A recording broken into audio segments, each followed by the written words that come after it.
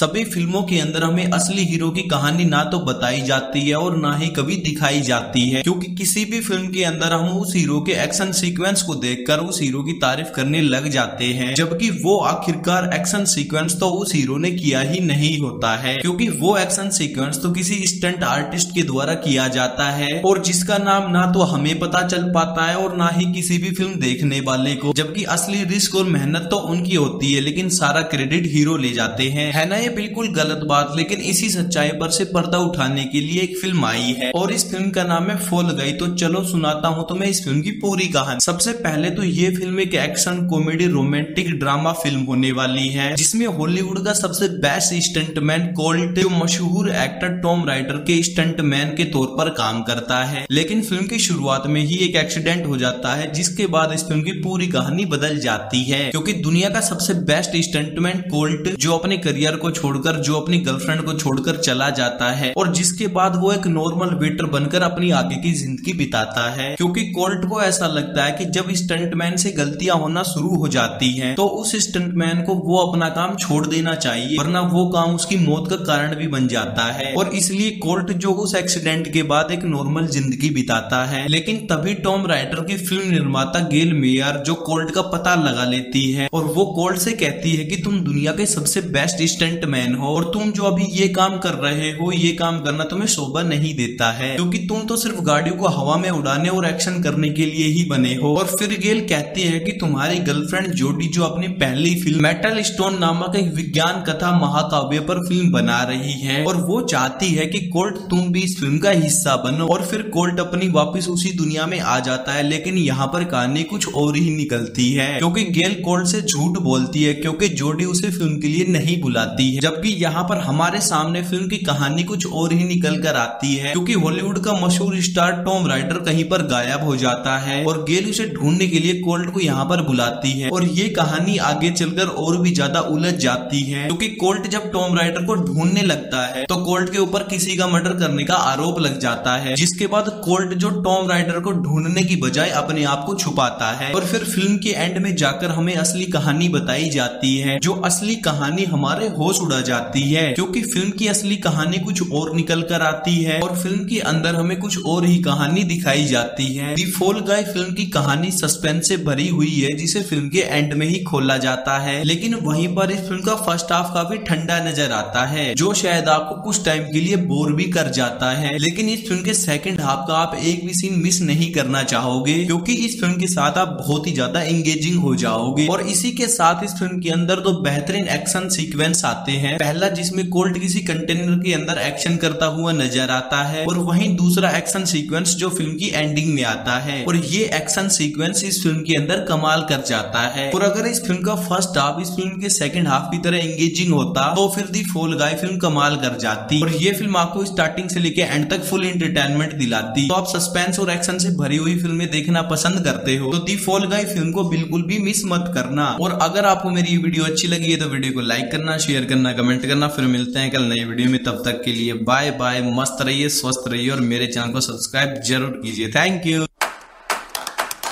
और गेल उसे ढूंढने के लिए टॉम